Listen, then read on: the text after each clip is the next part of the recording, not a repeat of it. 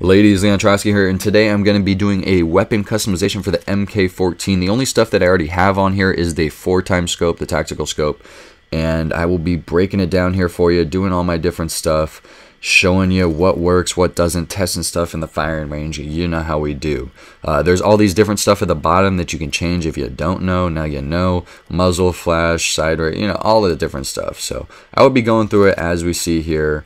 And I believe here the first thing I put on is the compensator. I did have some stuff unlocked that I find very useful. As you can see, this is before I had the fully auto trigger on. I believe actually this might be completely naked here. Just showing you guys what it works like with the tactical scope, showing you all the different ranges, and showing you what's up. This is just base, nothing. 20 rounds. Nothing done to it. So you know, this gun's a lot of fun. It doesn't take, you know, for what it is, a battle rifle, it's very effective. But it does have its limitations. It's not good up close. It's not good burst firing or something like that. So what was the first thing that I did to this thing? Fully auto. Let's make this thing fully automatic, right? So it's a blast fully auto, but it does create some problems because, as you can see, you know, it creates a recoil that's a little bit ridiculous when you're trying to aim down sight. Obviously, the biggest thing in this game is the stance that you're in. Crouching, you have much better aim than you're just standing up. Behind cover, aiming down sight is a lot better too. You know, doing different stuff to your stance, laying down, going prone. There's actually a grip, a foregrip bipod that you can use. I've been using with some of the LMGs. That's pretty ridiculous. But you see here, you know, I'm just kind of popping off shots, getting used to the fully auto, kind of seeing how the recoil works, seeing what kind of changes I'd want to do, you know, trying to get used to the tap fire, because obviously it is fully auto, which is nice for up close, but you still want to get used to the tap fire, seeing what the recoil feels like, stuff like that. So the recoil is still manageable, you know, it's not too bad at fully auto. So pretty nice stuff there, and I'm still going to go with that. But the next big thing you want to do, let's see where I go with this. I think I put on the muzzle. Yeah, the biggest thing I noticed is the compensator. The compensator is really nice to control recoil and reduce recoil. It does a great job of that. And then the other big thing that I'm going to put on, so I have the fully auto and the compensator. Nice stuff. Some people might say suppressor, stuff like that to stay off the minimap, but look, I mean, just standing up, that hip fire, so much closer with the compensator on. There's so much less. Like, it's just a lot more comfortable. It's like I'm hip firing 30 meters away there. And that compensator, I think, for this gun, look, I mean, that's negligible recoil at all. So I hope you guys, you know, check that compensator out. The suppressor's nice too, but you know, it does a lot less damage at range and stuff like that. So it's more of those things, you know. That's fully auto, gets crazy right there. So you see, you know, you got to learn how to use a weapon, just as in Battlefield 3. You kind of tapping off a couple shots at a time type of thing, getting used to how close you can pop the shots off, how manageable the recoil is. And yeah, so the compensator, definitely a big plus for me. I would highly recommend it over the flash. Flash suppressor and stuff like that is cool, but for this weapon, the compensator with a fully auto magazine is really cool. I've seen some people set up their Mk14 a lot differently. I mean, I could see people doing more of a long-range suppressor type of thing, but for me, I want to be comfortable at close range because I find that there's still a lot of people that run and gun in this. I like to spray and pray. I like to hip fire type of thing. This is the next thing, is checking out the undergas versus overgas. It makes a big difference. You can, this I believe is, I forget, undergassed? I'm not even sure. You guys can check there. I'm talking too much rather than watching the video. But the undergas is really nice, I think, is what I go with here. You can try them both out. The undergas gives you a lot more control. It manages the recoil a lot better, and the overgas obviously gives you a faster rate of fire. So I really felt that, you know, I wanted to go with manageable recoil if I'm going to go with a fully auto battle rifle. It was really all about manageable recoil, so the undergas was really important for me.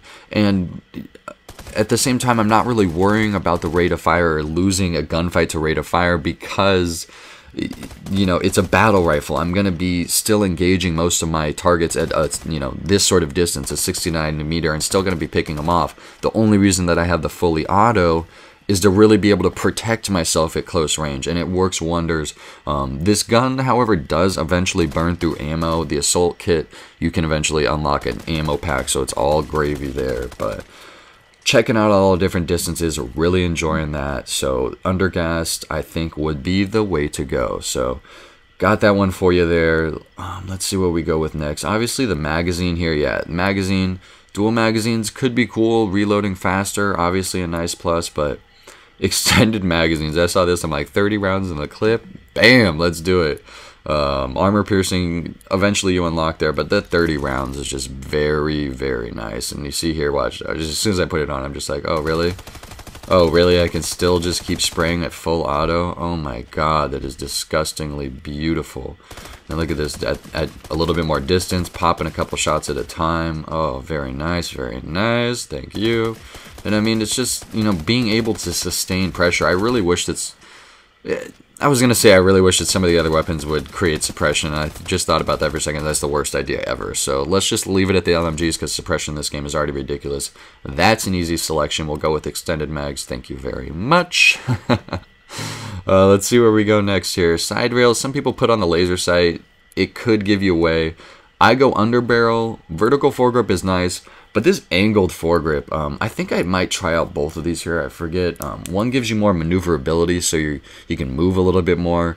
But that's the bipod foregrip. Bipod foregrip is amazing, amazing for LMGs. You pop it up on somebody. The foregrip works 100 times better in this game than in Battlefield 3 because you're laying down or you get to somewhere that you want and it's one button. It's just up on the D-pad to go up and then down on the D-pad to go down. And you can actually do it from while you're in cover. You can be in cover, hit up on the D-pad, and your guy goes up and just bipods it down. And you can just hip fire like a boss. But I think I don't even see what I tried out because I was giving you my LMG boss there. I'll do some LMG videos coming up soon. I might have to do one of those as a weapon customization. There's not too much crazy stuff you need to do. Compensator is a plus with that, and then the bipod foregrip.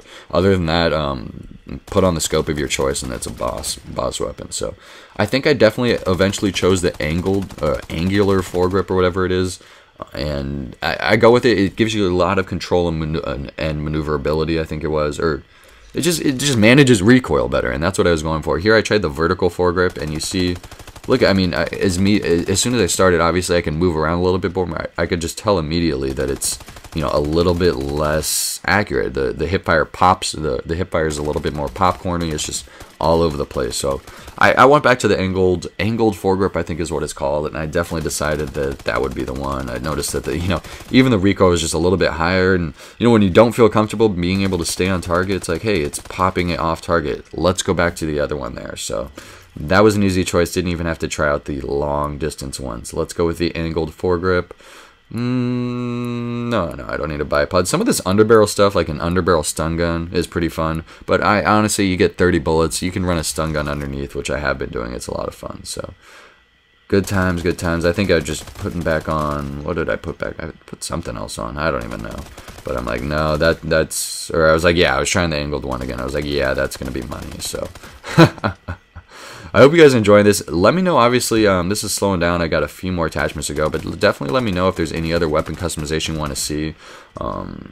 There's so many different ways that you can run a weapon. You could eventually go through and run and unlock all the different things for your weapon and then switch them up all the time and stuff like that if you have a specific weapon that you liked a lot. But me, I'm going to unlock a lot of stuff. You eventually get a new character when you get to level 50. I don't know how long that's going to take. I don't think I've seen anybody there yet.